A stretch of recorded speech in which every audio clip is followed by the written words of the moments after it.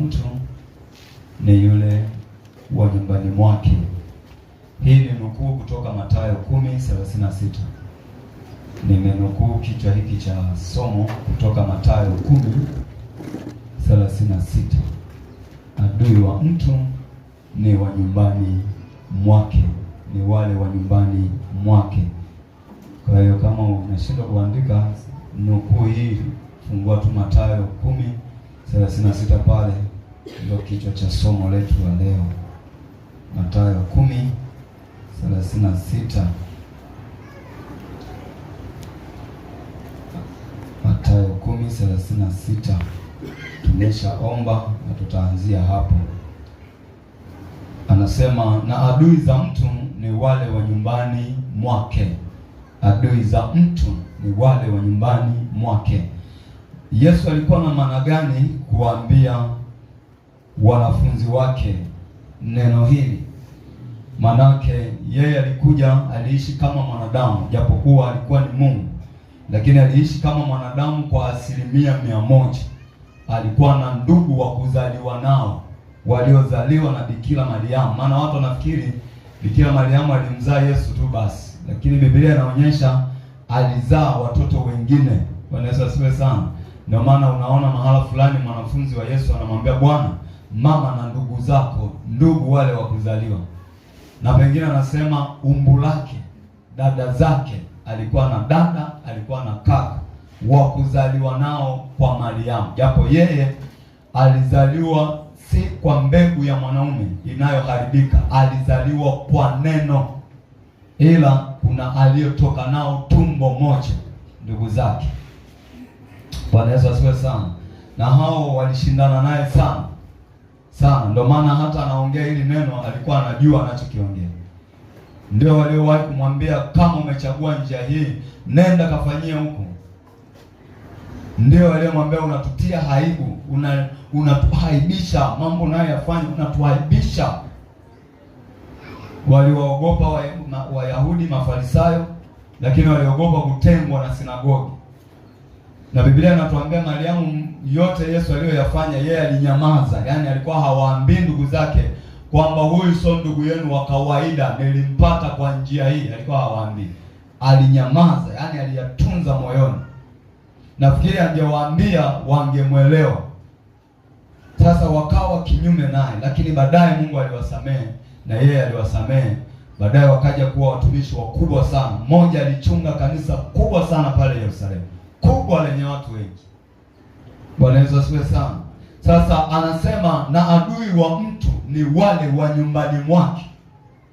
Yeye ni kama Mungu, yeye kama nabii. Anaposema haya maneno, alishafanya utafiti wa kimungu. Alijua adui wa mtu huwa hatokagi mbali. Anaposema wa nyumbani mwako, si lazima mkae nyumba moja. Wanaweza kawa ni watu wale wa karibu yako. Maana kuna mtu unaweza ukawa naye karibu hata kuliko wa nyumbani mwako. Bwana Yesu asifiwe sana. Yaani wewe unaweza ukawa na karibu na mtu wa nyumba nyingine kuliko wale wa pale ndani. Huyo ukampa mambo yako yote, ukamwambia habari zako zote, ukamshirikisha yale ya siri, ukamwambia wa hapa ndani wasijue. Kwa hiyo anaposema wa nyumbani mwako, usifikiri tu wale wanaokaa pale ndani. Anaweza akawa hakai pale ndani, lakini ni mtu wa karibu yako. Huyo anaweza akatumika kuwa adui yako. Bwana Yesu asifiwe sana. Sasa leo nitafundisha hili somo. Nataka pale mwishoni tushughulikie hao maadui wa ndani. Bwana asifiwe sana. Kila mmoja atasimama kwenye nafasi yake, tupige maadui wa karibu. Wale ambao wewe umejifunua kwao, umeona ni mtu wa kumpa mambo yako, kumbe ni anatumika na shetani kuharibu maisha yako. Tutashambulia kwa maombi, kokote waliko tutawapata. Maana hakuna umbali katika ulimwengu wa maombi.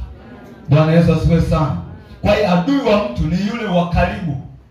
Mtu ambaye huwezi kumzania, mtu ambaye huwezi kumfikiria vibaya, mtu ambaye wewe unaona yuko karibu sana na wewe. Na hii hata ukisoma Biblia inaonyesha hivi. Wengi walitendwa na watu wa karibu yao, watu wa ndani kabisa. Wengi waliumizwa na watu wa karibu. Na Biblia inadhihirisha hili. Yesu anasema, na adui za mtu ni wale wa ndani. Wasomaji wa Biblia mnajua kwa yaliyomkuta Yusufu. Waliotaka kumuumiza, waliopanga wamue ni watu wa ndani ya nyumba yake, ndugu zake kabisa wa kuzaliwa. Lakini tunajua kwa habari ya Delila na Samsoni ni mtu wa ndani, mke wake. Wasomaji wa Biblia mnajua kwa habari ya Yezebeli. Bwana Yesu asifiwe sana. Aliolewa ndani ya nyumba ya Ahabu. Tangu ameingia kwenye ile nyumba akawa adui wa taifa la Israeli. Ulikuwa ni utawala wa kumwaga damu, kuua. Yaani mtu akikataa kufanya kitu anauawa. Anatengeneza fitina mpaka anauawa. Aliingia ndani ya taifa. Alitoka alikotoka akaingia ndani ya taifa la Israeli. Akiwa ndani akawa anawachinja manabii wa Mungu. Akawa anafanya vita na wale waliobeba kusudi la Mungu. Akawa anapambana na watumishi wa Mungu. Bwana Yesu asifiwe sana. Ndio maana mahala pengine kuna mtumishi mmoja anasema anakutana na Elia anamwambia nenda kajionyeshe kwa Rahabu. Yule mtumishi anamwambia Elia, unitakii mema? Nikajionyeshe wakati mimi nimewaficha baadhi ya manabii. Ninawalisha, inakuwaje leo unaniambia nikajionyeshe? Nikimwambia tumeonana na wewe una tabia ya kupotea, atakutafuta, asipokupata mimi nipo kwenye hatari. Ilikuwa ni kawaida yake utawala wa Ahabu akiwa na mwanamke anaitwa Yezebeli ndani ya taifa la Israeli. Kwa hiyo ndipo ilivyo, na haya mambo hayajaanza leo wala jana, yalianzia zamani sana. Wakati Mungu ameumba ile bustani ya Eden, Bwana Yesu asifiwe sana, aliwaweka malaika walikuwa wanaishi pale. Wale malaika wakafanya vitu, baadhi yao wakafanya vitu vya ajabu, wakaharibu kusudi la Mungu la kuwaweka pale. Wakaanza kufitini ufalme wa Mungu. Na yuko malaika ambaye Mungu alimwamini, akavuruga mambo. Mungu alimpa utukufu, Mungu alimkirimia mengi, alimumba na vinanda ndani yake, lakini akavuruga, akaharibu ile bustani ya Eden.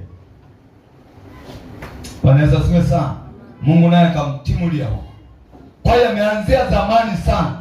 Watu wa karibu, yani wale unaoweka karibu, hao ndio wanakuja kukubadilika. Hii ipo kwenye familia, ipo kwenye ndoa, ipo kwenye taasisi, ipo kila mahali, hata ndani ya nyumba za Mungu. Ndio maana Biblia inasema wana wa Mungu wanapojihuzunisha, shetani naye sasa, usifikiri anakuja shetani mzima kutoka kule kuzima. Anakuja ndani ya washirika. Yaani anatumia mshirika, anakuja ibadani.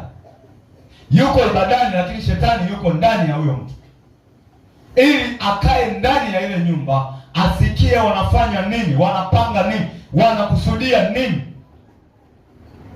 Angalia Biblia inavyosema shetani akamwingia Yuda, ili Yuda ndani yake shetani akae, aingie kwenye huduma ya Yesu, asikilize mikakati ambayo Yesu anayo, ayajue maficho ya Yesu, ajue Yesu anakaa wapi, anakula nini, anafanya nini, ili saa ikifika awaongoze watu wabaya kuwapeleka Yesu alipo.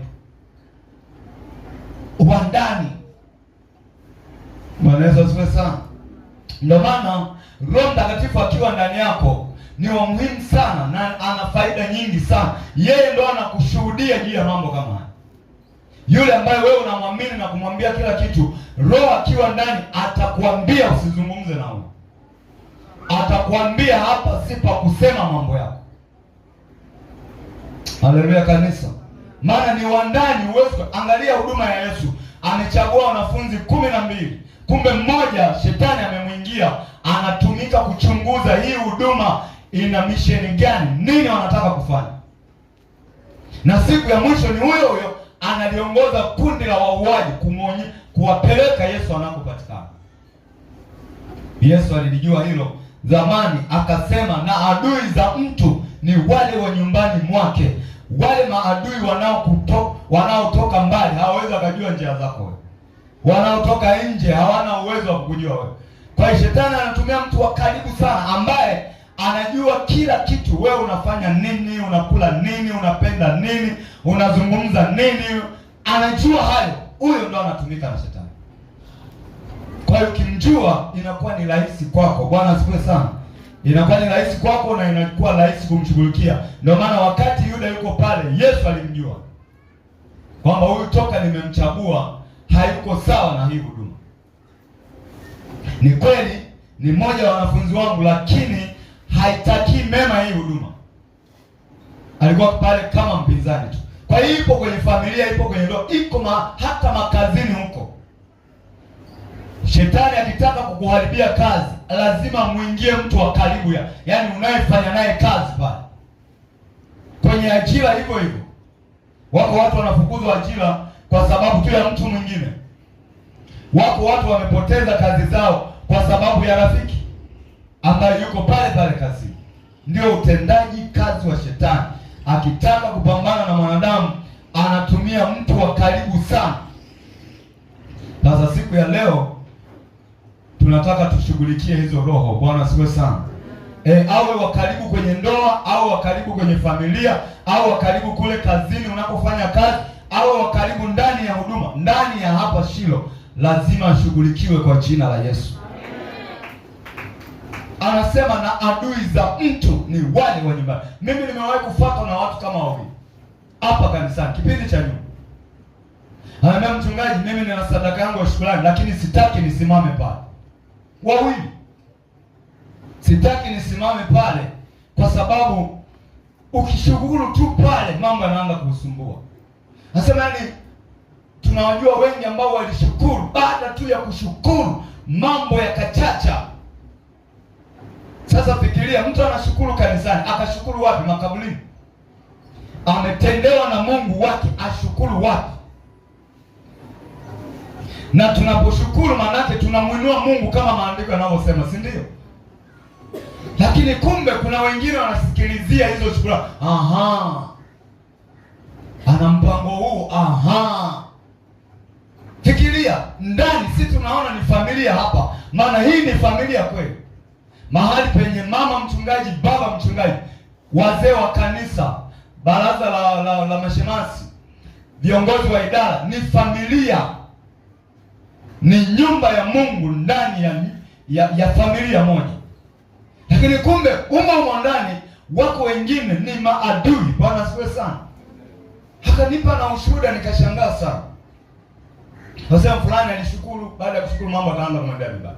Fulani alishukuru, baada ya kushukuru mambo. Maana yake ni kwamba wanaposhukuru wale maadui wanasema oho. Unakumbuka wakati yule mama amekuja kutoa sadaka yake kwa Yesu ya mafuta yale yanayonukia sana, maruhamu. Unakumbuka nani alimpiga yule mama? Ni Yuda. Kumbe alikuwa pale ndani ya ile huduma kama adui. Anamwambia yule mama, kwa nini kuchezea mafuta ya gharama hivi? Unachezea, mtu anashukuru kwa Mungu wake. Ameniponya na ukahaba, kwa sababu yule mama alikuwa kahaba. Na Yesu alikutana naye karibu mara 2 katika maisha yake ya ukahaba. Aliwahi kumwokoa kwenye mapigo, walitaka kumpiga kwa mawe mpaka afe. Wakampeleka kwa Bwana, wakasema tumemfumania mwanamke huyu, na Musa alituamuru mwanamke akishikwa kwenye zinaa apigwe mawe mpaka kufa. Alikuwa ni yule mama aliyetoa mafuta. Yesu akaandika kwa kidole, wale watesi wote wakatawanyika. Mara ya pili wamekutana pale mlimani, kwenye hotuba yake ya mlimani. Yesu akamsogelea, akamshika. Yule mama akalia sana. Wale wengine wakasema yachukiza, awezaje kuzungumza na mtu, maisha yake ni machafu. Unaweza siwe sana. Lakini yeye alijua. Kwa hiyo mama akaguswa, akatoe sadaka, akabeba mafuta ya maruhamu, akapeleka kwa Bwana kumshukuru, umeniponya na roho ya ukahaba. Yule akainuka pale, kwa nini haya mafuta yasiuzwe? Wahela zikapelekwa kwa yatima. Yesu akasema yatima mnao kila siku. Kumbe alijua wewe ndani mwako hufurahii mimi nipate na mema. Adui anapokuwa ndani, kazi anayoifanya hafurahii mema yatokee mahali. Bwana Yesu asifiwe sana.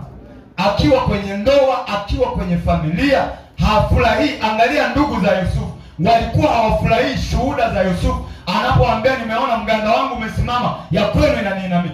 Walikuwa hawafurahii. Hii ndo kazi ya adui. Akiwa kazini hivyo hivyo, hafurahii kuona wewe unapandishwa nafasi, unapanda cheo, hafurahii hata kidogo. Anatamani kuona unafukuzwa kazi, anatamani kuona unapunguzwa mshahara, anatamani kuona unasemwa vibaya. Anapokuwa ndani, kazi ya kuwa karibu ili aone yale ya kwako hayaendi. Safari hii hatutakubali. Kila adui wa ndani atashughulikiwa ndani kwa jina la Yesu.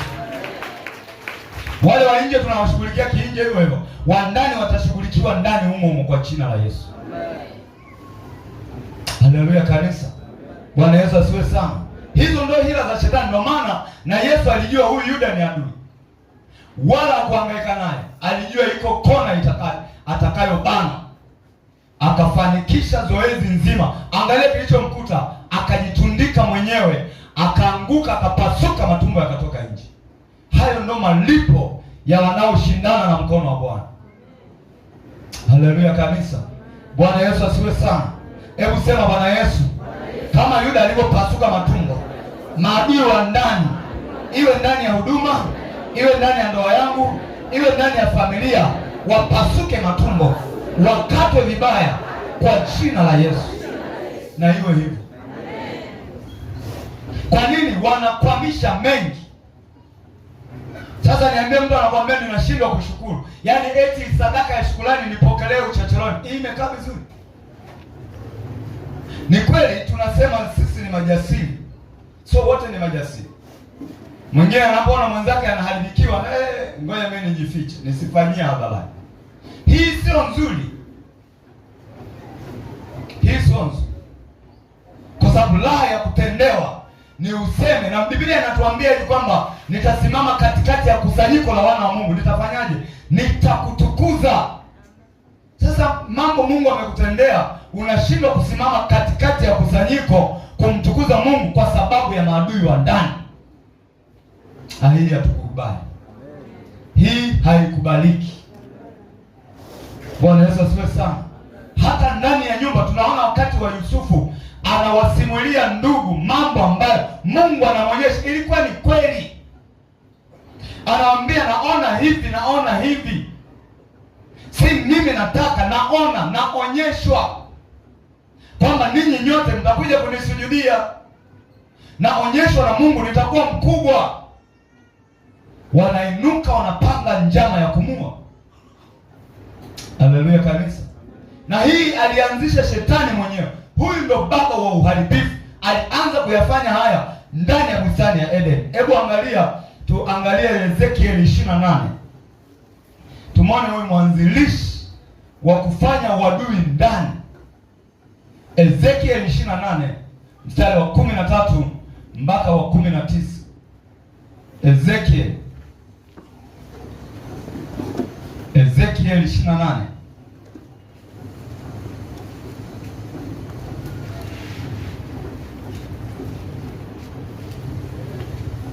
Ezekiel 28.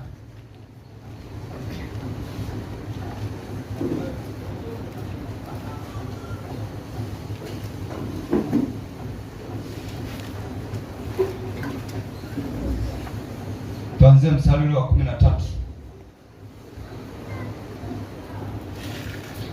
Mstari wa 13 anasema hivi: ulikuwa ndani ya Eden. Unaona hiyo bustani ambayo Mungu aliiumba, ambayo baadaye akaja kukaa Adam na mke wake Eva. Yalikaa kwanza haya majamaa. Ulikuwa ndani ya Eden, bustani ya Mungu. Kila jiwe la thamani lilikuwa kifuniko chako. Akiki, haya ni mawe yale ya thamani, ndio ulikuwa utukufu kwa Lucifer. Akiki na yakuti, manjano na almasi na dhambaradi, zabaradi na shohamu na yasipi na yaspi na yakuti samawi na zumaridi na bahalamani na dhahabu, na kazi ya matari yako na filimbi zako zilikuwa ndani yako. katika siku ya kuumbwa kwako. Kazi ya matari yako na filimbi zako zilikuwa ndani yako katika siku ya kuumbwa kwako. Huyu anayetajwa hapa, anayeongelewa hapa ni Lucifer. Zilitengenezwa tayari. Wewe ulikuwa kerubi mwenye kutiwa mafuta ufunikae, nami nalikuweka hata ukawa juu ya mlima mtakatifu wa Mungu. Umetembea huko na huko kati ya mawe ya moto. Anaposema mawe ya moto, huyu Bwana alitembea katikati ya utukufu wa Mungu, katikati ya utakatifu wa Mungu. Yaani alizungukwa na utukufu wa Mungu. Unajua Mungu ni moto mtupu. Bwana asifiwe sana. Yeye ni makaa ya moto. Kwa hiyo Bwana Mungu alimtunukia sana, alimkirimia mno, akamweka katikati ya mawe ya moto. Anasema ulikuwa mkamilifu katika njia zako tangu siku ile ulipoumbwa, hata uovu ulipoonekana ndani yako. Kwa wingi wa uchuuzi wako watu walikujaza udhalimu ndani yako, nawe umetenda dhambi. Kwa sababu hiyo nimekutoa katika nguvu, katika mlima wa Mungu, kama kitu kilicho najisi, nami nimekuangamiza, ewe kerubi ufunikae, utoke katika mawe hayo ya moto. Moyo wako uliinuka kwa sababu ya uzuri wako, umeharibika, umeiharibu hekima yako kwa sababu ya mwangaza wako. Nimekutupa chini, nimekulaza mbele ya wafalme wapate kukutazama.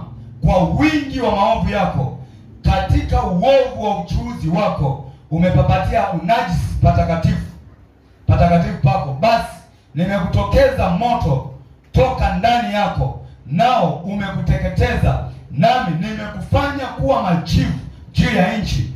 Macho ya watu wote wakutazamao, wote waliokujua kati ya kabila za watu watastaajabia. Umekuwa kitu cha kutisha, wala hutakuwa tena hata milele. Huyu ni Shetani.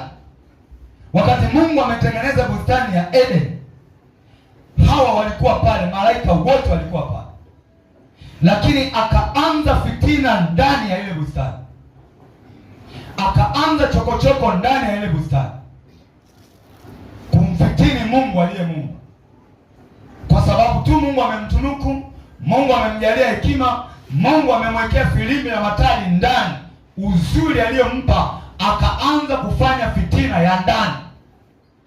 Akaanza kushawishi baadhi ya malaika wasimwabudu tena Mungu, wamwabudu yeye.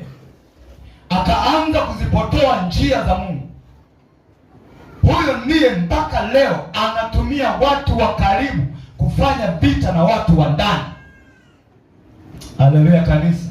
Ndio Yesu ananukuu ile andiko, anasema adui wa mtu ni wa nyumbani mwake, wale wa ndani ya nyumba yake. Kwa sababu waliwaweka malaika pamoja. Kila malaika alikuwa na kitengo chake, kila mmoja alikaa kwenye nafasi yake, lakini huyu akaitamani mpaka nafasi ya Mungu. Ndio wanadamu wote tumewekwa hapa duniani. Mungu alitaka kila mmoja akae kwenye nafasi yake, ili wote kwa pamoja tumpe utukufu Mungu. Wako binadamu wengine wamekataa nafasi zao, wameamua kusimama kwenye nafasi za shetani. Hao wanakuwa maadui wa watu wa Mungu. Kama Mungu aishivyo, maadui wa ndani tunataka tuwashughulikie siku ya leo, na Bwana anyoshe mkono wake popote walipo, wakaharibikiwe kwa jina la Yesu. Kwa sababu Mungu akutuumba tumtumikie shetani katika hii dunia. Alituweka ndani ya hii dunia tukae tumtumikie yeye, kama alivyowaweka hao malaika kwenye bustani ya Eden. Alitaka wamtumikie yeye. Huyu aliumbiwa matari ndani, yani vinanda, zeze, filimbi, vyote vilikuwa ndani ya mwili wake. Ndio maana hata hukumu yake Mungu akautokeza moto ndani kule kule, ukawa unamunguza, unamumiza kwa ndani, akautokeza moto kwa ndani huko. Fikiria, amempa utukufu wote huu, anatembea kwenye makaa ya moto, lakini bado alikuwa anaitaka nafasi ya Mungu. Ndio walivyo wabaya, huwa hawatosheki. Bwana asifiwe sana. Huwa wakikaa mahali hawatosheki. Furaha yao kuona mambo yanaharibika, wanafurahi kuona watu wanaharibika.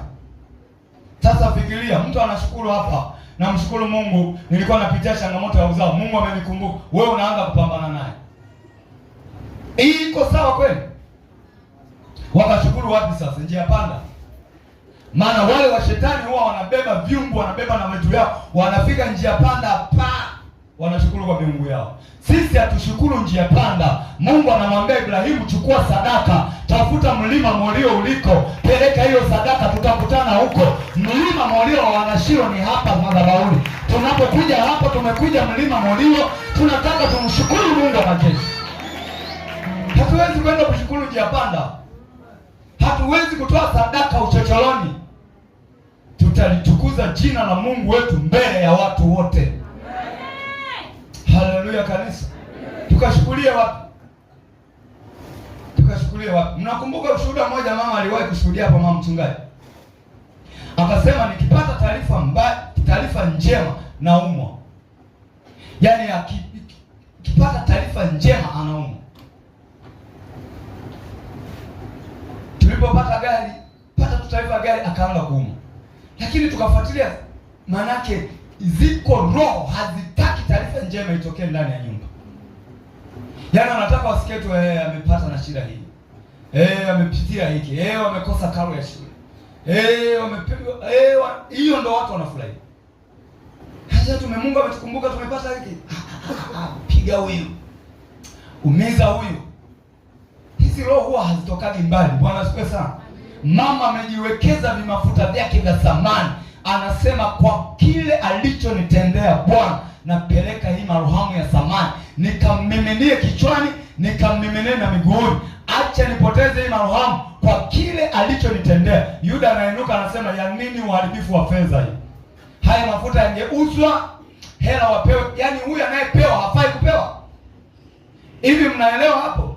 Kwamba huyu anayepewa hastahili kupewa, wapewe yatima. Zipo roho hizi ambazo zinasimama kama maadui wa ndani, huwa hawapendi jambo jema litokee ndani ya nyumba. Iwe kwenye taasisi, iwe kwenye kampuni, iwe ofisini, iwe popote. Ndio wanakuja wengine mpaka na kanisani. Usikie wiki hii wanapandisha vyuma, utasema utaviona kwa macho vinapanda, vitapanda na hakuna cha kuzuia. Kwa sababu mbingu na nchi ni mali ya baba yetu, tunamwogopa nani? Yeye ndo aliyeziumba. Tumuhofu nani? Sasa unatia msingi ili weje uishie kwenye lita. Unapoanza msingi, lengo si upaue, lengo si uhamie. Ndio maana unaona nyumba nyingi zimeishia kwenye lita. Maana yake wamepigwa. Mimi nakumbuka wakati tunaezeka kijijini kwetu bati, sisi tulikuwa kama watu wa pili pale kijijini kuweka bati. Kijiji kizima. Sasa bati zililetwa na gari la mission.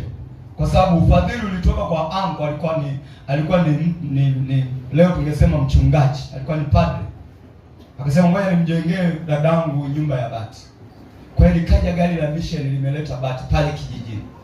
Zikashukia nyumba hii. Yaani kwetu kama kule juu kuna nyumba iko hapo, zile bati zikashukia hapo. Yule mwenye ile nyumba akatoka tu kuchungulia hivi, ni bati za nani zinaenda kule, yaani kwa baba. Akaingia ndani amenuna. Toka aliingia ndani amenuna. Na yeye kwenye ule mtando alionekana kama mtu mwenye kujiweza na ng'ombe, ni ana nyavu zile za samaki, yani alionekana, lakini akaonekana huyu aliyekuwa anaonekana maskini amepata ufadhili. Nyumba yake imetolewa nyasi, zimewekwa bati. Bati zinapigwa, baba anaanza kuumwa. Ndani ya mwaka ule baba akafariki. Hebu niambie, bati zinepanda tu, baba kaondoka. Hii ndo tabia ya adui wa ndani. Bwana Yesu asifiwe sana. Na anakufa wanasema alikuwa anajivuna. Alikuwa anajivuna. Na babangu mimi alikuwa anajua kutumia utukufu wa Mungu vizuri. Yaani yeye alikuwa hawezi kujificha. Bwana asifiwe sana. Anasema wakimuuliza unakaa hapa, anasema ile nyumba yenye bati ndio kwangu pa. Kwa sababu Mungu akikubariki, kwa nini ujifiche? Bwana Yesu asifiwe sana. Kwa nini utumie baraka kama umepata kwa waganga hao washirikina ndo mali zao nakuta, ndio maana hawawezi hata kula vizuri, hawawezi hata kutoa, kwa sababu ni ya kishirikina. Mali inayotoka kwa Mungu huwezi kujificha, kwa sababu amekupa Mungu, acha ionekane. Unajificha kwa sababu gani? Haleluya kanisa. Unajifichaje? Kwa hicho tu wakamua. Mimi nikiwa darasa 4 kapoteza baba. Kipindi hicho na mimi sijui mambo ya maombi, sijui chochote, tupo kule tupo tu. Yaani unaambiwa muombee mgonjwa, baba yetu aliye mbinguni jina lako. Mgonjwa hawezi kupona kwa sala kama hii. Yaani sala hiyo kwenye ugali, sala hiyo kwenye kuombea wagonjwa, sala yaani hiyo. Ingekuwa kama dhama hii asingekufa. Bwana Yesu asifiwe sana. Kwa nini nasema ati si walitesti kwa mama wakati huu? Si walijaribu tena? Kwani walimua sasa? Wameondoka wao. Hao ni ukifuatilia ni wa ndani. Yaani mtaa ule.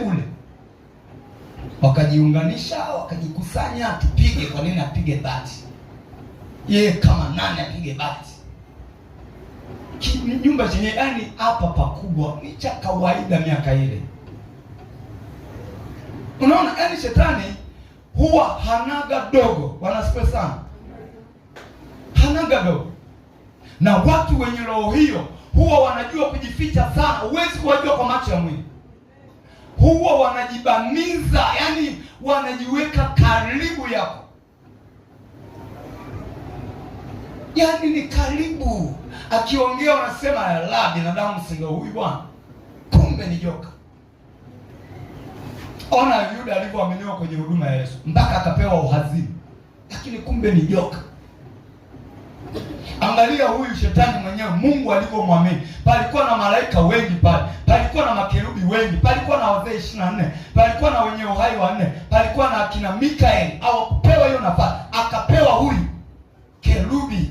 Akaumbiwa matai ndani. Akaumbiwa filimbi ndani. Akitembea ni vinanda vitupu. Wewe unatembea ni laba tu zinasikika papa. Mwenzako alikuwa akitembea ni kama nyimbo zinaimba. Yaani akitembea ni vinanda tu vinapiga. Lakini bado anaitaka nafasi ya Mungu. Hivi upewe nini shetani? Hebu muulize jirani yako, upewe nini na Mungu? Kwa nini watu wabaya hawaliziki? Hivi kwa utukufu. Danieli, Mikaeli alikuwa hana huo utukufu. Yeye alikuwa kamanda wa jeshi, lakini alikuwa hana huo utukufu. Palikuwa na malaika mwingine alikuwa anatumika kama leo tungesema ni secretary, alikuwa anatumwa sana duniani. Gabrieli, si ndio? Alikuwa hana huo utukufu. Huyu bwana amepewa filimbi. Matari vinagongana huku ndani. Hatua zake ni nyimbo. Mmoja akaniambia Wanyakyusa wakiongea Kinyakyusa kama naimba. Sijui ndio hiko. Nasema yani lugha yao ile bwana kama wanaimba. Siona hao nyimbo zao nyingi wakiimba Kinyakyusa zinanoga kweli. Sasa hata akiongea ni kama naimba fulani. Hii kwa Tanzania. Lakini angalia matukio yaliyoko Mbeya. Angalia mambo ya Mbozi kule.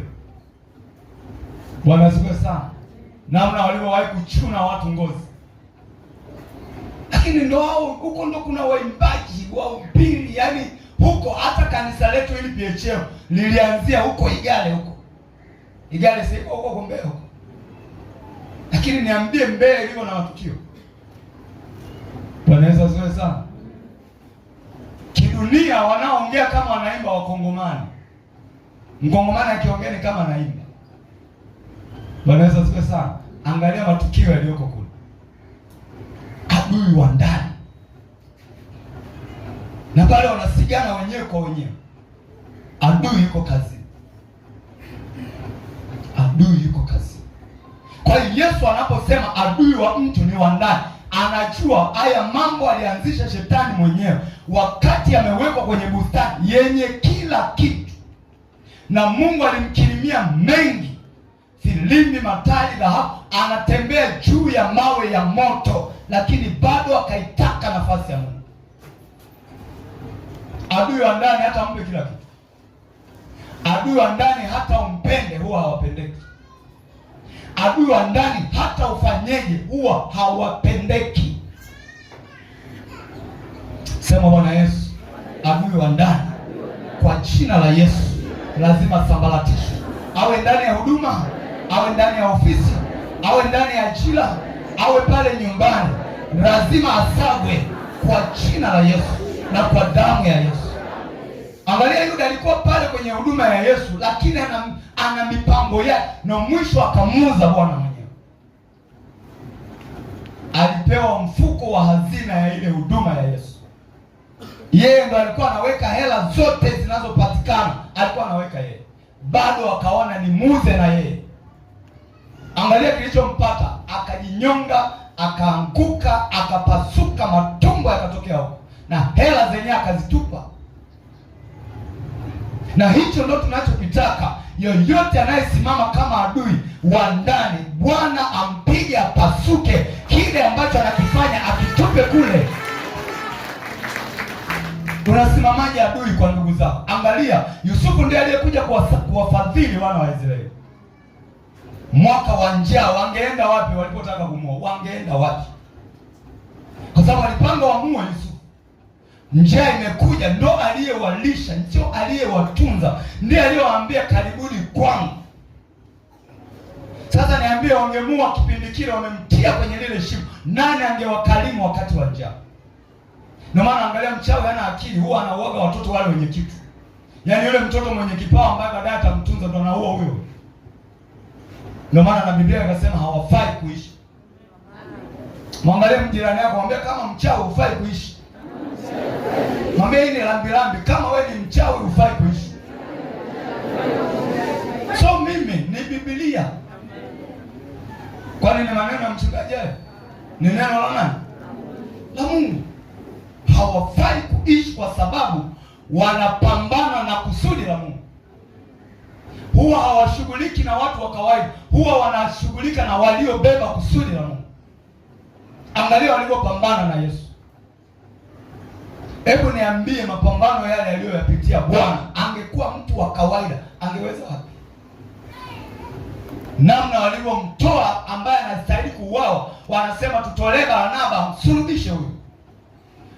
Huyu mhukumu mwenyewe, hakimu anawauliza, sioni kosa kwa huyu mtu, na mhukumu kwa kosa gani?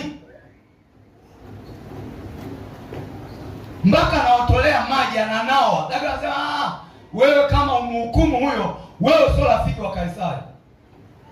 Yaani umuonee mtu kwa sababu ya kulinda urafiki. Sasa Kaisari anasimama nafasi ya shetani leo. Kuna watu wanamtumikia shetani kwa kulinda tu nafasi yao kwa shetani. Yaani acha nikaloge ili shetani aendelee kubaki baba kwangu.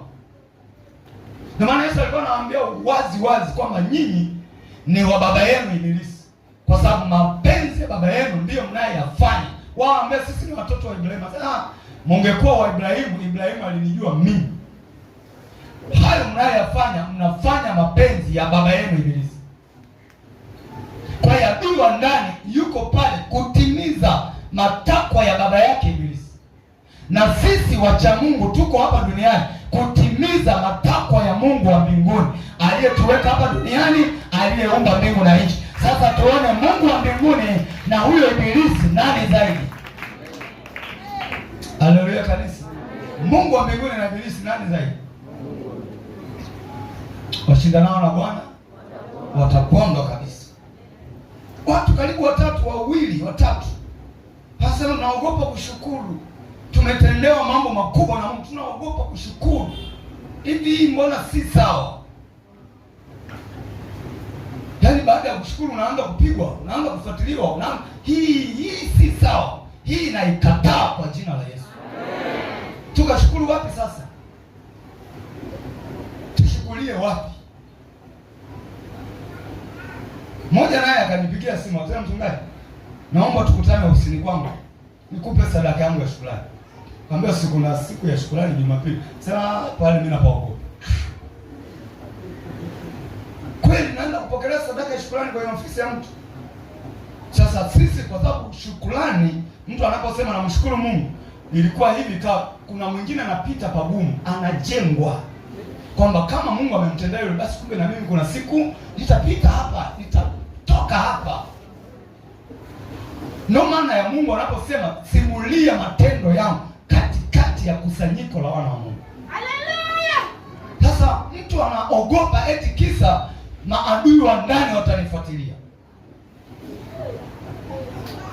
Maadui wa ndani watanifuatilia. Na hii ni kazi ya huyu Bwana anayetajwa hapa.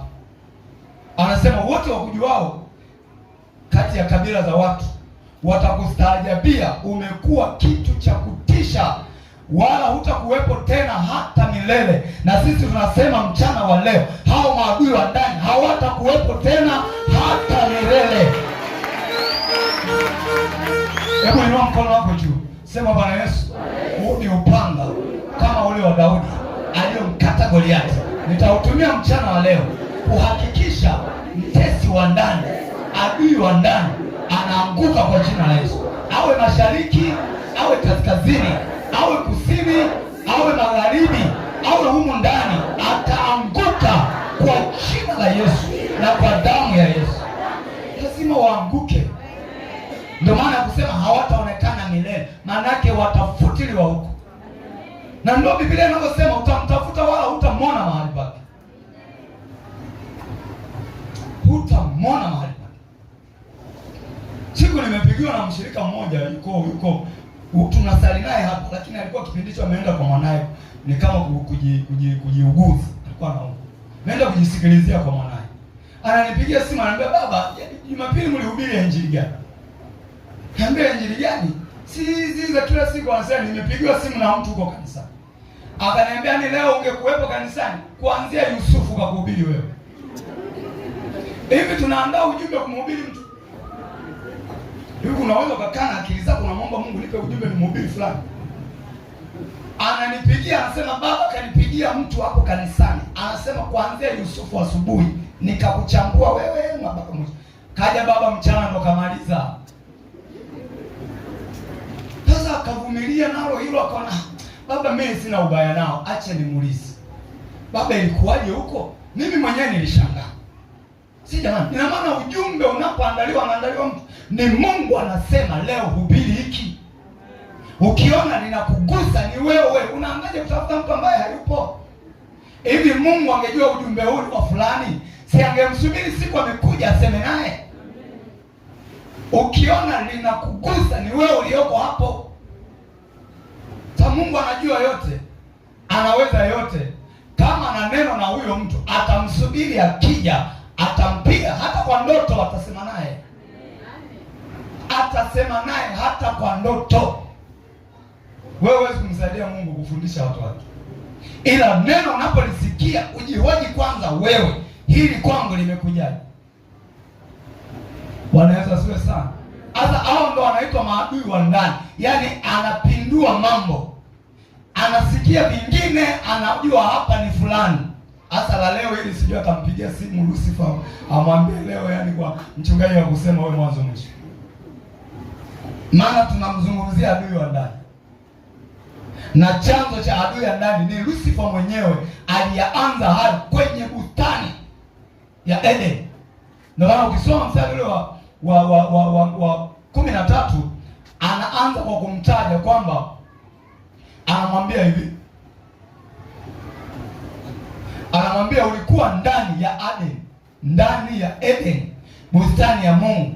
Kila jiwe la thamani lilikuwa kifuniko chako. Anayataja hayo mawe ya thamani hapa, ya kiki, ya makuti, manjano na almasi na zamaradi na shahamu na yaspi na yakuti samawi na zumaridi na balhamani na dhahabu, kazi ya matari yako na filimbi zako zilikuwa ndani yako katika siku za kuumbwa kwako. Yaani Mungu alimweka shetani kwenye kila kitu ndani ya bustani ya Edeni. Ndio bustani hiyo baadaye Mungu akamweka Adamu ili ailime na kuitunza. Bado hili lijamaa likamharibia mahusiano ya Adamu na Mungu. Nikaenda kama joka, nikapitia kwa mwanamke. Nikaanza kuyapepesa maneno yake pale. Bwana Yesu asifiwe sana. Adui wa ndani ni mbaya. yule wa nje, kwa sababu wa ndani anakujua wewe nje ndani, wa nje yule anakujua machache. Hakuna vita mbaya kama ya ndani,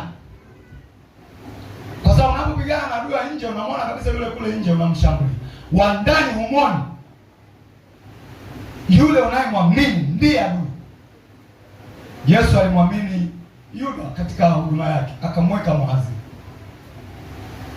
Kumbe ndio adui, ndiye aliyemuuza. Yaani hela alizokuwa anashika kutosheka, akaona ni muze na yeye. Mungu akamweka huyu Lucifer kuwa kerubi lenye thamani, mwenye thamani, mawe ya moto. Alikuwa anatembea kwenye mawe ya moto, alizungukwa na utukufu wa Mungu, bado akataka kiti cha enzi. Na hii mpaka leo iko hivi. Unaweza kawa na kampuni yako au na ofisi yako au na duka lako, ukamwamini sana mfanyakazi mmoja pale awasimamie na wenzake, huyo anakuwa msaliti. Unaweza asiwe sana. Hata kwenye familia ya baba mama na watoto, hapa tu kwenye familia, unaweza kumwamini mtoto mmoja ukaona huyu ni msiri wangu, huyo anakuja kukuuzi. Unaweza asiwe sana. Huyo adui wa ndani. Baba mmoja miaka ile ya zamani kabisa alinipa huo ushuhuda, akasema mimi nimekuwa maskini, sikuwa maskini. Ananisimulia, anasema nilikuwa nafanya biashara na mwenzangu mmoja, tulianza mtaji mdogo kabisa. Kwa miaka ile hela ina thamani. Ananiambia tumepambana, walikuwa wananunua korosho Mtwara wanakuja kuuza Dar es Salaam, zile za kubanguliwa wananunua kule wanauza Dar es Salaam. Miaka ile kwa sema tukakuza mtaji mpaka ukafikia milioni 9. Rafiki yake akaona oho, umeshafika milioni 9.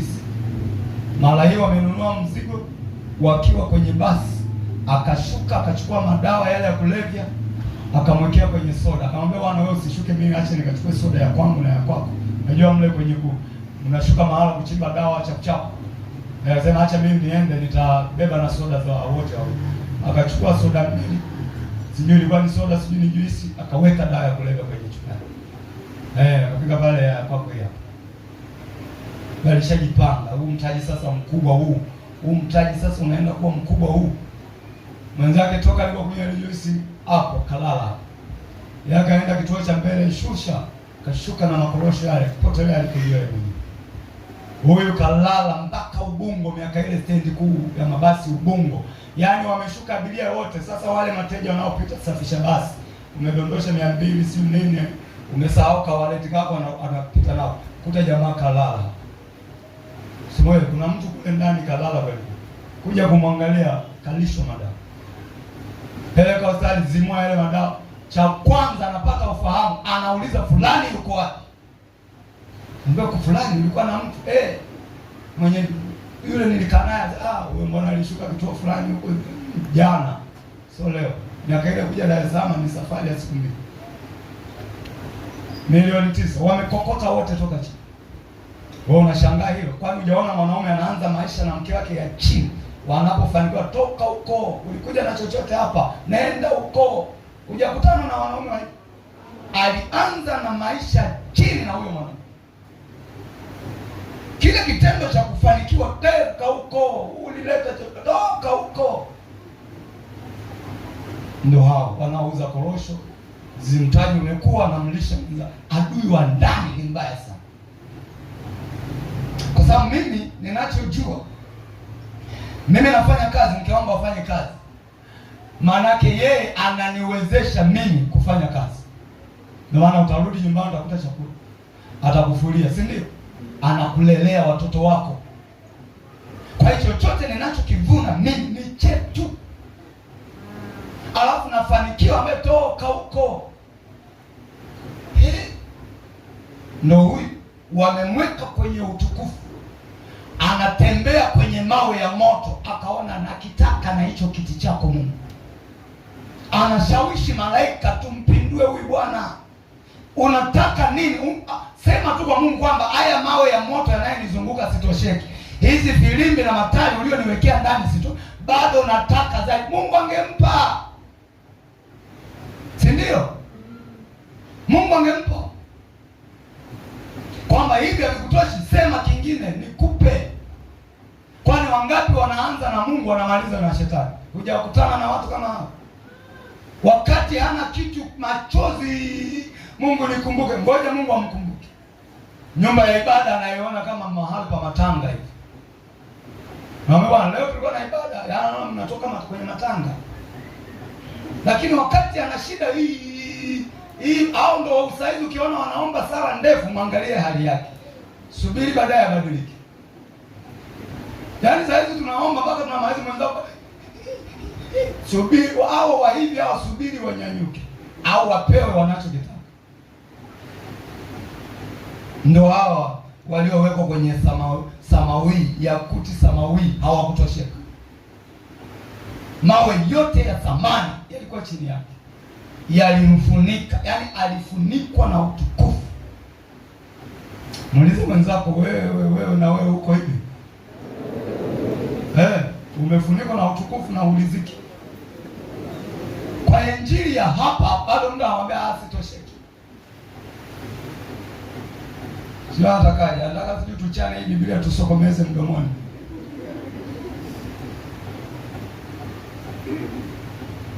Unatakaje?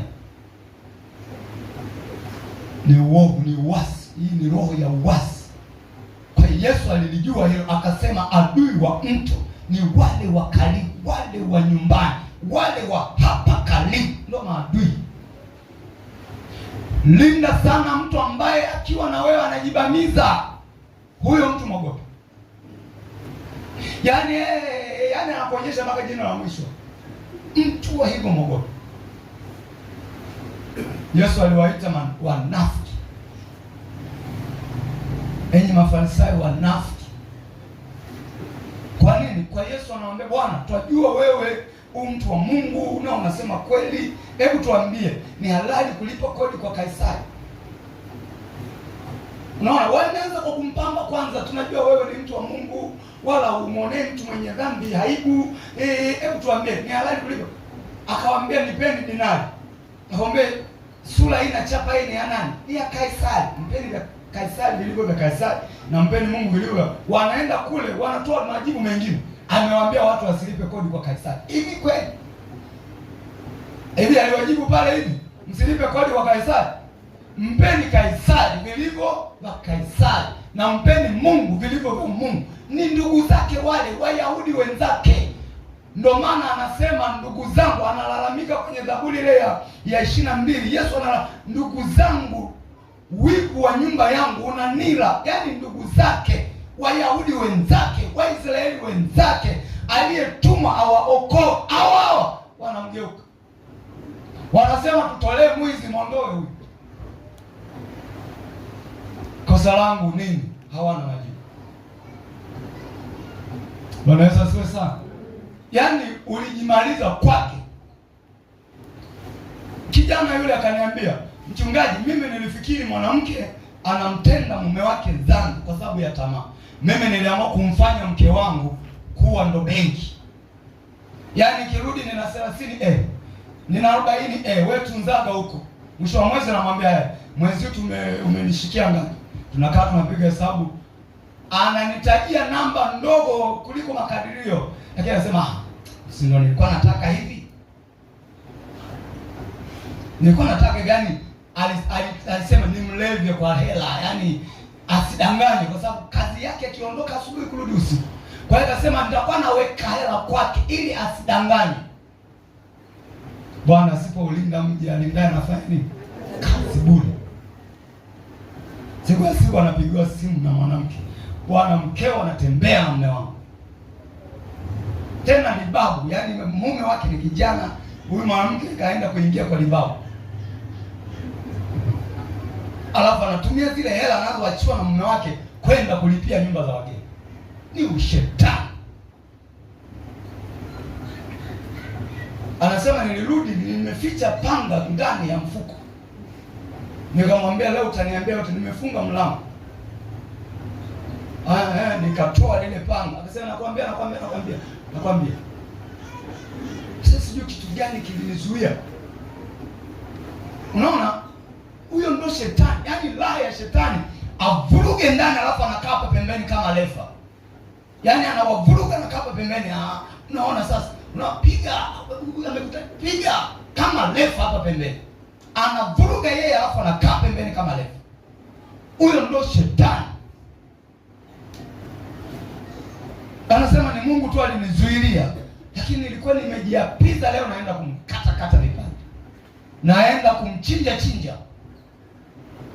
Lakini angalia, ameaminiwa, amefanywa kuwa benki. Maana saa hizi unaweza kutunza hela hata kwenye Tigo Pesa, unaweza kutunza hela hata kwenye vikoba. Humo kwenye simu kuna vikoba, unaweka vikoba yako ya mwenyewe. Lakini yeye aliamua mtunzie kwa mke, amemwamini, ameshindwa kujiamini, mpaka leo ndoa imeharibika. Unaona haya mambo yalivyo. Nani adui wa nyumbani? Ni wa karibu yako.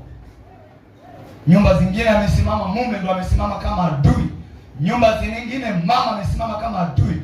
Sehemu nyingine ni adui tu. Anaweza kawa ndugu, anaweza kawa mdogo wako, kaka yako, dada yako, sijui mama mdogo, anasimama kama adui wa karibu yako. Sasa wewe, ili huyu wa hivi asisimame akakuchezea, simama kwenye maombi makali. Unapoomba usiombe maombi yale anasema ombea adui yako aishi miaka mingi. Yale kataa. Bwana asifiwe sana. Ombea adui yako yakatae. Ataona, tutaonana huko mbele kwa safari. Haleluya kanisa. Maana mimi naishangaa Biblia. Hapo tunaambiwa ombea adui yako aishi miaka mingi.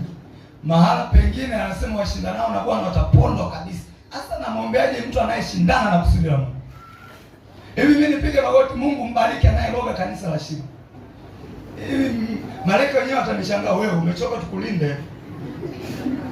Mbariki, mwinue anayeroga kanisa la Shimo, mbariki sana. Yanaombeka ya maombi.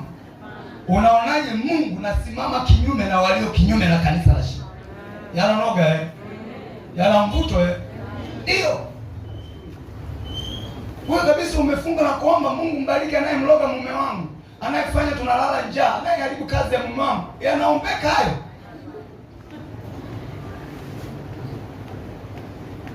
Bwana anatoka saa 12 anarudi jioni, anambia ni mambo bila, yaani mambo magumu. Na si anadanganya kwamba amepambana, amerudi patu. Na ukifuatilia ni adui tu, kafunga njia zote. Hapo naingia kwa maombi, Bwana mbariki anayeloga kazi za mume wangu. Hayaombeki. Haleluya kanisa. Kama ni hivyo, mbona amesema kwamba Mungu amefanya jambo jipya, si ndio? Mwanamke atafanya nini? Atamlinda mume wake kwa maombi. Hivi maombi ya kumlinda unayajua Unaona wale wanaolinda viongozi wa nchi, tunaona muda wote yuko, yani ni mahangaiko, adui anatokea kona hii. Unapoambiwa mwanamke ni kanisa, uwe mwanamume uwe mwanamke, ndani ya kanisa wote sisi ni mwanamke. Sisi ndo walinzi. Bwana asifiwe sana. Sisi ndo walinzi wa taifa, walinzi wa nchi, walinzi wa familia, walinzi wa chochote ndani ya nchi yetu. Sasa piga picha ya mlinzi anayemlinda mfalme. Wale wanaotembea na mashine gani wale? Angalia, hawana utulivu. Usimwangalie yule anayesimama nyuma ya mfalme, yule amekauka tu, yule simamini sana. Waangalie wale wa kule chini wale. Huyu unajua huyu amemweka pale, likiporonyoka huko hawai yeye kumficha huyo apigwe yeye. Lakini wapo kule chini, wao hawana utulivu muda wote hivi. Bwana Yesu asifiwe sana. Sasa wale wa chini ndo sisi leo. Hatutatulia mpaka kieleweke. Wale wote wanaoharibu maisha wana wa Mungu, hatutanyamaza. Haleluya kanisa. Bwana Yesu asifiwe sana. Hatutanyamaza. Hatutanyamaza. Na hii tumeanza mpaka tunahama, mwendo ni huu. Kama mtu kachoka ugali, acheze sasa. Kama wameshiba kande, wacheze sasa na hii huduma. Bwana asifiwe sana. Kwani Elia ilikuwaje? Si alikuwa anatumiwa wale 50 na wanajipendekeza mtu wa Mungu, anasema mnajua mimi ni mtu wa Mungu, kwa nini mnaniwinda kuniua? Moto ushuke muwalambe. Wanatumwa 50 wengine, mtu wa Mungu, mnajua kumbe mimi na sisi ni hivyo hivyo. Oh, kanisa la Mabati, mnajua kumbe ni kanisa, kwa nini mnahangaika nao? Moto ushuke walambe. Kwa nini mnahangaika nao? Mshajua ni kanisa, kwa nini mnahangaika nao? Tunajenga baa. Najua baa zenyewe hata zikijengwa hawahangaiki nazo. Magesti yanajengwa mtu atahangaiki nayo. Mnajua ni kanisa, kwa nini mnahangaika nao? Sema huu ni wakati wa kuwafyatulia mbali. Sio wa kucheka na nyani tena. Awe ndani au popote, mkono wa Bwana uwe mzito kwao. Amen. Moyo unakudunda, utadunda sana. Angalia andiko lingine, tuingie kwenye maombi.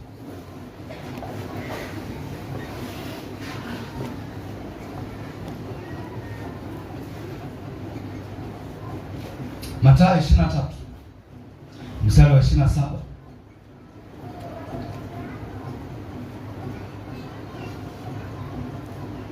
Mathayo 23 mstari wa 27 mpaka 38. Ndiko la mwisho, tuingie kwenye maombi. Mathayo 23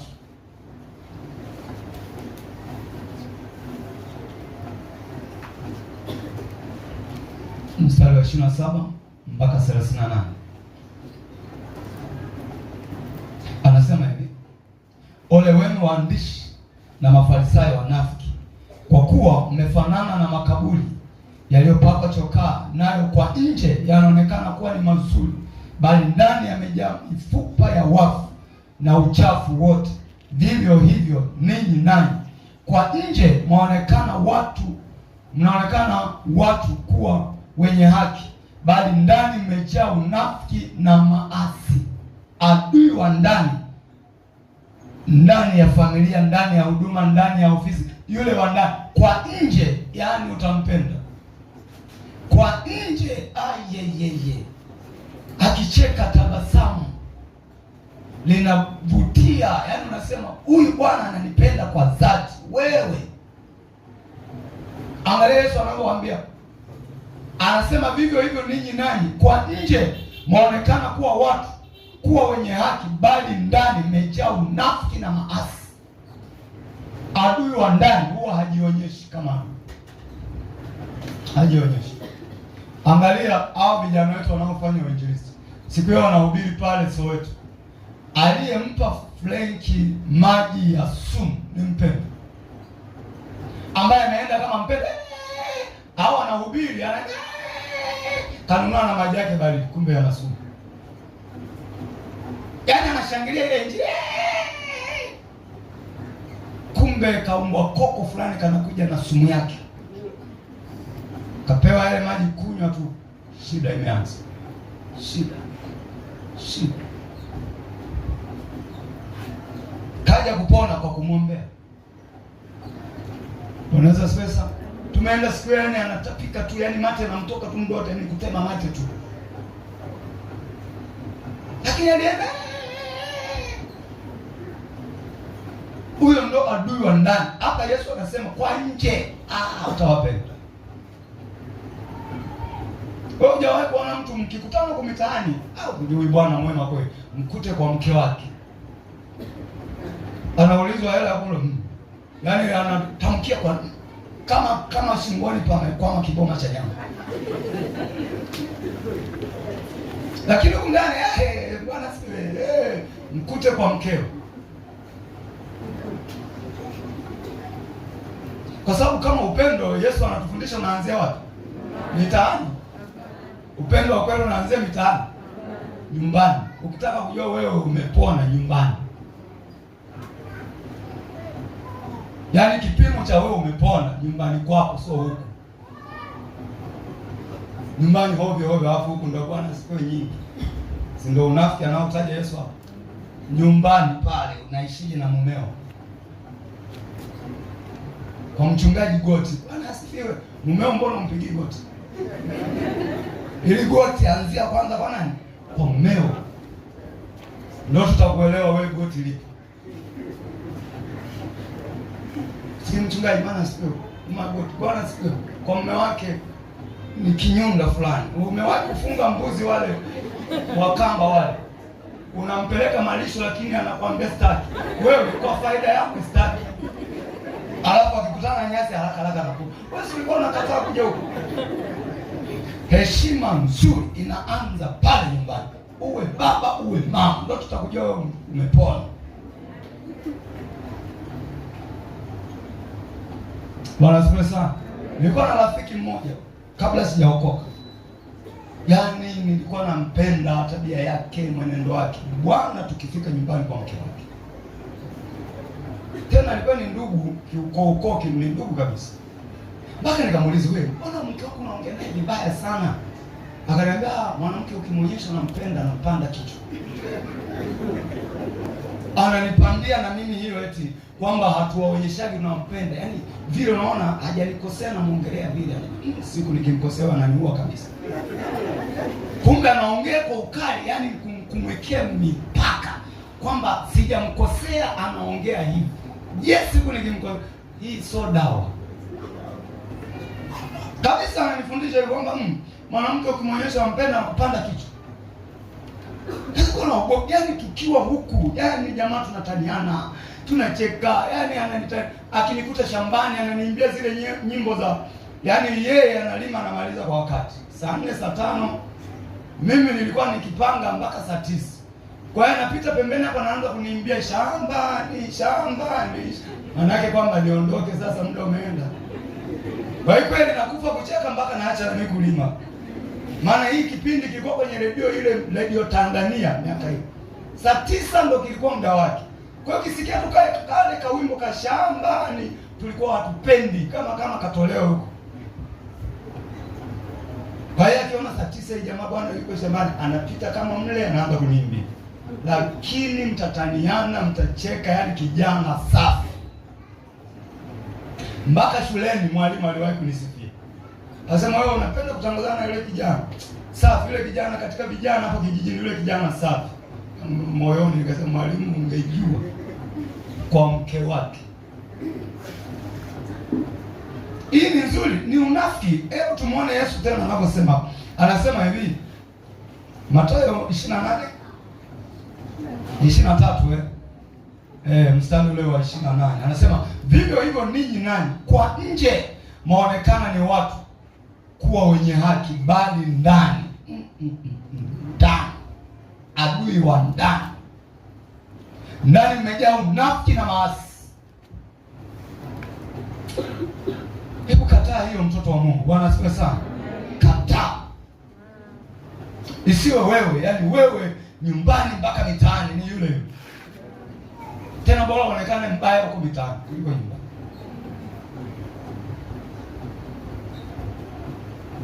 Ila nyumbani kama wanafanya mabaya ndio uonyeshe ukali.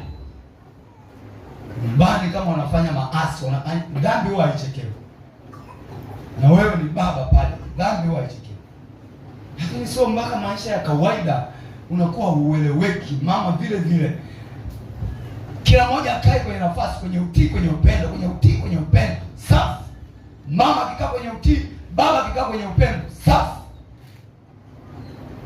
Haleluya kanisa. Ni rahisi kumdhibiti adui wa ndani. Ni rahisi kumkabili adui wa ndani kama mkikaa kwenye nafasi. Maana anaweza akapitia kwa mama, anaweza akapitia kwa baba. Wakati wa nyumba ya Adam alipita kwa mama, alipitia kwa Eva. Eva akamshawishi mume wake, wakajikuta wamepoteza utukufu. Huyu hapa shetani hakupitiwa, yeye ndo baba wa huu, yaani yeye ndo mzao uovu. Yule kerubi hakupitiwa, yaani yeye hakufundishwa na mtu, yeye ndo asili ya uovu. Ulianzia kwake. Wanaweza siwe sana. Ulianzia kwake. Mungu alimtunuku ndani, alimuumba akiwa mwenye haki, na Biblia anasema uliumbwa ukiwa mkamilifu. Mkamilifu maana yake huna tatizo, huna doa lolote, huna shida. Nimekuumba kwa ukamilifu wangu. Lakini mpaka ulipoonekana uovu ndani yake. Ulionekanaje? Tamaa, kutaka madaraka, kutaka makuu. Hata kwa wasichana, msichana anazaliwa kwa baba na mama safi, anaenda safi mpaka anapoanza uovu, jeuri linaonekana kwa wazazi. Msichana yote akianza uovu tu, hawezi kuheshimu tena wazazi wake kama alivyokuwa anaheshimu. Hawezi kumpenda Mungu kama alivyokuwa anampenda. Wewe fuatilia, sisi tunajua msichana yoyote au kijana yoyote anapoanza uovu, heshima kwa Mungu inapungua. Na kwa wazazi ndio kabisa inapungua. Kwa sababu si amekuwa anajiona na yeye anajua kila kitu. Anajiona na yeye nini, mtanificha nini nisichojua. Lakini mwanzo pale anakuwa mtii, unamwambia bana tii, unamwambia ikiwa mtii. Ngoja ajue dunia. Sasa ndio shetani alikuwa mkamilifu, aliumbwa kwenye ukamilifu. Mpaka uovu ulipoonekana ndani, Mungu akamchomoa kwenye utukufu, akamtupa kuzimu. Aliumbwa kwa heshima yote inayostahili. Ndio maana Mungu akumnyang'anya ule uimbaji. Yeye ndo anayewatungia nyimbo za dunia leo. Unaona dunia inaimba manyimbo ya matusi haya. Yeye ndo mtunzi. Kama vile waimbaji wa injili wakikaa vizuri na Mungu, Roho Mtakatifu ndo mtunzi wa nyimbo. Roho anakupa nyimbo. Ndio maana ukikaa vizuri na Mungu ndani, nyimbo zinaimba daima, nyimbo hii. Wale wanapokaa vizuri na shetani, yani wanapokuwa waasi, shetani ndo anawapa nyimbo. Ndio maana unaona hao waimbaji wa dunia wanaimba manyimbo ya matusi wale. Nasemea wale.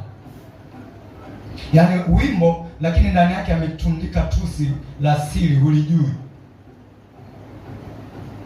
Wewe fikiria mtu anakaa na akili zake na peni na daftari, anaandika wimbo wa matusi. Unafikiri ni yeye? Roho ya uasi na muongoza, andika matusi haya, nenda kaimbe. Na anayaimba huyu ndo anawatungia. Aliponyang'anya ule utukufu, sasa hawezi kutunga tena nyimbo za utukufu. Kila kitunga anatunga matusi. Ndio mwanzilishi wa kidole juu. Ndio mwanzilishi wa singeli. Siku moja tulikuwa tunamwombea dada moja. Pepo lile linasimama linaanza kutuchezea singeli. Na linatutajia, limechukua mkono wake eti ndo mic. Nimeweka mkono nasema DJ Omari. Kabisa hapo madhabahu. Nikasema mnaona muziki ya dunia? Unaona wenye muziki ndio hao. Wangapi mnakumbuka siku yetu tulikuwepo? Unaona hao wote. Kabisa mkono wake. DJ Omari. Weka wewe, yaani hizi singeli zimetoka juzi. Pepo. Wewe ukiziona tu zimetoka singeli, umejuaje wimbo huu ni singeli? Nani alikupa jina la singeli? Hili jina limetoka wapi? Watu huwa watafiti, yanakuwa haya manyimbo kule. Yanaletwa huku, yanaletwa na jina lake. Hii itaitwa singeli. Hii itaitwa kidole juu. Wanasema sana. Hii itaitwa sijui mipasho. Unaona manyimbo yao mipasho. Milindimo ya Bwana. Tunalindima kwenda wapi? Zinatoka wapi hizi nyimbo? Na ukizisikiliza majina na wimbo zinaendana. Na zinapata watu, yani muda mfupi tu zinapata watu kweli kweli. Na unaona watu, hakuna shule ya step ya hizi nyimbo, lakini anaucheza kama alitunga yeye. Zinatoka kwa huyu Bwana aliyekuwa kwenye bustani ya Eden, amejaa utukufu wa Mungu. Alipofukuzwa, ile kalamu ya kutunga nyimbo aliachiwa. Hawezi kutunga nyimbo za kumtukuza Mungu, anatunga hayo manyimbo. Bwana asifiwe sana. Ndio maana naona sisi tuna tenzi za roho. Wewe unakuta tenzi na nyimbo inaitwa singeli au milindimo ya Bwana au sijui kidole juu. Hizo na manyimbo yenye bongo flavor, yaani ubongo unalewa, si leo. Bongo flavor. Yaani ulevi wa akili. Sisi hatulewi kwa nyimbo. Bwana asifiwe sana. Sisi nyimbo ni utukufu kwa Mungu. Tunapoimba tunamtukuza Mungu, tunamsifu Mungu, tunashusha utukufu wa Mungu. Ni ibada. adui wa ndani, sio wa kucheza naye. Nataka leo tuishie hapa, tuwe na muda wa kumshughulikia huyo adui. Wangapi tuko tayari kwenda kwenye haya maombi? Nataka waombaji jioni ya leo, amina, wale ambao wamechoka mateso ya adui wa ndani, unawezekana